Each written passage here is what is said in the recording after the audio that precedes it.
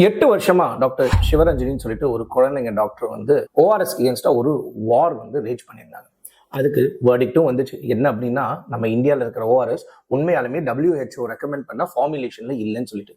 இதை layman terms சொல்றேன். அப்படின்னா நீங்க உண்மையா கடையில வாங்கி டெட்ரா பேக்ல குடிக்கிற ஓஆர்எஸ்ஏ கிடையாது. அது வெறும் சுகர் ட்ரிங்க், குழந்தைங்களுக்கு ரொம்ப ரொம்ப ஆபத்தானது. நானே கொண்டாடிச்சு. என்ன ஆச்சு அப்படின்னா, ஒரு வாரம் கூட இல்ல, டெல்லி ஹைகோர்ட் கிட்ட போய் நம்ம எம்என்சிஸ்லாம் முட்டி போட்டு, ஐயா 180 கோடி ரூபாய் ஸ்டாக் தேங்கி கிடக்குது, உதவி பண்ணுங்கயான்னு. பாவம் நம்ம ஜுடிஷியல் சிஸ்டத்துல இருக்கிறவங்க எல்லாம் ரொம்ப மனசு இலகி போனவங்க பாருங்களேன். சரிப்பா, இந்த 180 கோடி ப்ராடக்ட் நீங்க வித்துங்க, அதுக்கப்புறம் நம்ம பேனை வந்து பண்ணிடலாம்னு சொல்லிட்டு.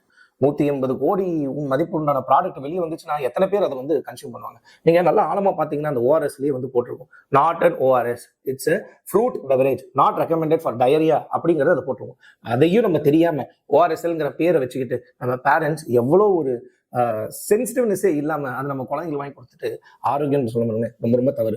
ஒரு பேரண்ட்ஸா நம்ம விழிப்புணர்வோட இருக்கணும். உண்மையாலுமே WHO ரெக்கமெண்டட் ஓஆர்எஸ் தான் நம்ம வாங்கி நம்ம குழந்தைங்களுக்கு வந்து கொடுக்கணும். I am really doctor Sivaranjani madam that our judicial system failed you. But as ஒரு டாக்டர்ஸ், ஒரு காமன் பீப்புளா உங்க கூட உங்களோட ஃபைட்டுக்கு என்னைக்குமே நாங்க துணைக்கு நிற்போம்.